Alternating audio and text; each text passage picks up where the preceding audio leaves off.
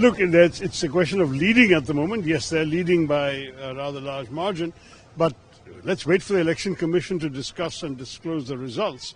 I'm sure that the party has a responsibility to study in detail the causes. But remember, we were not the senior partner in the alliance, and that RJD also has to look carefully at its own performance.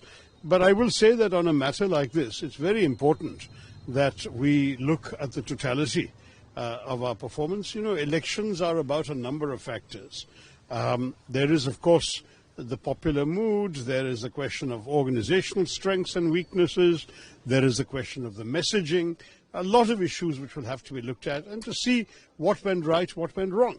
But let's wait for the final results before we make a call. The senior Congress leaders are saying that there are 6.2 million voters were cut, and also election commission are silent in some places, and the 10,000 rupees has been given by the BJP to the women voters, but still election commission. The women voters were certainly given some incentives just before the code of conduct.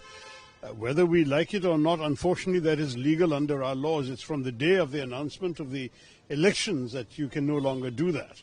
I'm afraid this is not the first time that we have seen state governments doing such things of giving benefits to certain segments of society. So this is not, unfortunately, unusual. I can't say it's a healthy practice. I don't think it's a healthy practice, but we saw something quite similar in Maharashtra as well, and we've seen it in other states in the past. There is a tendency to give some of these rewards just before an election. And we have to look at whether such things are reasonable. At the same time, we can't stop governments from doing their job until the election is, the model code of conduct comes into force. So it's not easy to find a simple solution. But anyway, let's analyze the results in detail.